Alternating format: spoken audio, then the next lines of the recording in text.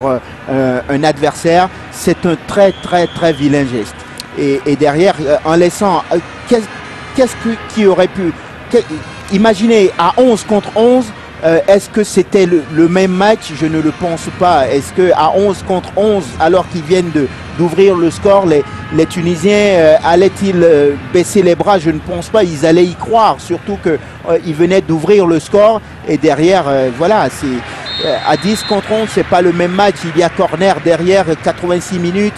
On sait très bien que c'est fini. Les carottes sont définitivement cuites désormais et que le TP Mazembe va se succéder à lui-même au palmarès, aidé en cela par une équipe tunisienne qui n'aura pas été capable de rester concentrée sur l'essentiel, c'est-à-dire faire le jeu, se procurer des occasions, jouer à 11 et rester dans son match et se dire que l'exploit était encore possible.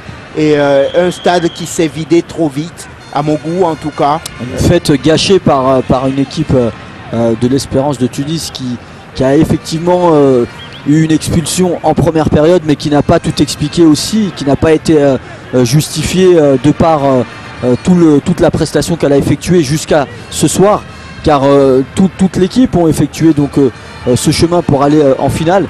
Mais une fête gâchée pour tous les cas pour l'Espérance de Tunis, mais qui va être savourée du côté de la République démocratique du Congo. D'ailleurs, on tient à saluer l'ensemble des supporters aussi tunisiens qui nous écoutent et qui nous regardent au travers du monde entier et qui également peut-être voulaient voir une toute autre Espérance de Tunis ce soir, qui joue à fond le coup et qui s'offre peut-être l'occasion et l'opportunité, pourquoi pas, d'inquiéter cette équipe du tout-puissant Mazembe, qui est très bien partie pour reprendre un deuxième titre consécutif.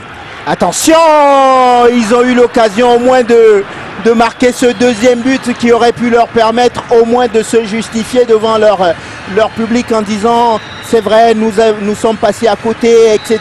Mais voilà, nous avons au moins remporté la finale retour. Et ben non, ce ballon passe encore à côté. 2 minutes à jouer dans le temps réglementaire de cette finale retour de la Ligue des Champions Orange 2010. Et le regard, les visages qui se sont fermés dans les gradins. Le TP Mazembe va être à nouveau équipe championne du continent au niveau des clubs, parce que c'est mérité sur l'ensemble du parcours du TP Mazembe. Un parcours qui aura commencé... mais vraiment en 16e de finale, lorsque le TP Mazembe est allé affronter une équipe rwandaise, et depuis ils ont construit cette victoire en Ligue des Champions peu à peu, avec des passages difficiles en 8e de finale, parfois compliqués, en sortant le Djoliba par exemple, et en rencontrant l'Espérance sportive déjà de Tunis à cette époque, en se prenant un 3-0, je crois, au match aller, ou un 2-1, je me souviens plus beaucoup, un 3-0, et voilà.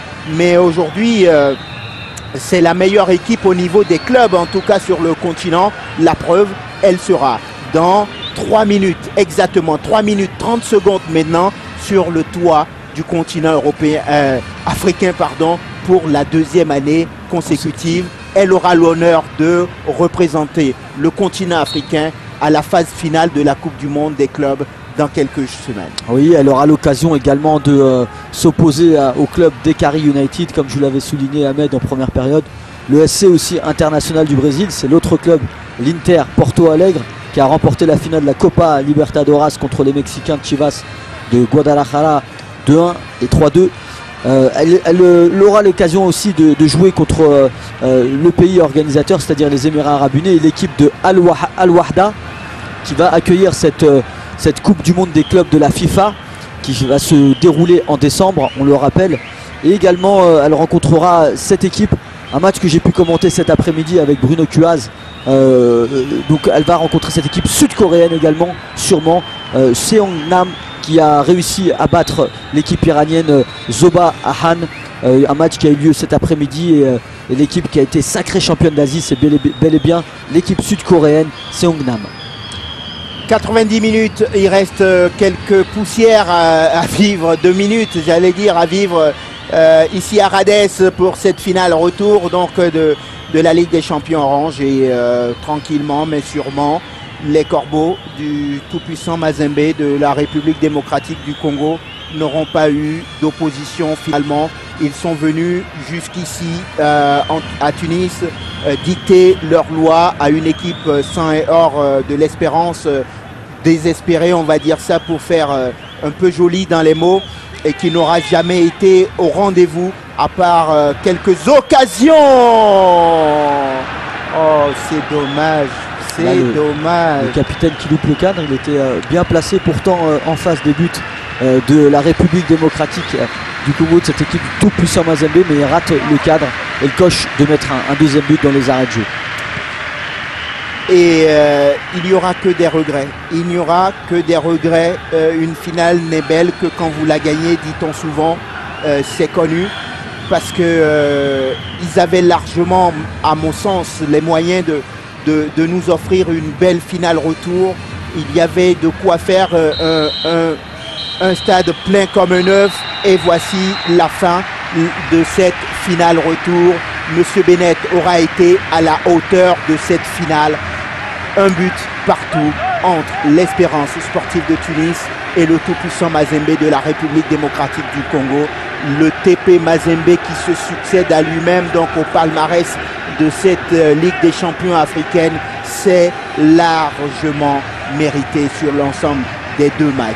Match aller et retour, nous gardons l'antenne pour la remise des trophées. Bravo au tout-puissant Mazembe de la République démocratique du Congo. Du courage aussi, parce que bravo aussi à cette équipe de l'Espérance qui pourtant nous a donné l'espoir de pouvoir opposer une résistance et de renverser la vapeur. Ce ne fut finalement pas le cas ce soir, Hakim. Effectivement, le tout-puissant Mazembe qui avait effectué un stage d'une semaine en Italie et non en Belgique, pour tous ceux qui disaient en Europe que le tout-puissant Mazembe était en Belgique pour sa préparation physique et sa préparation tactique.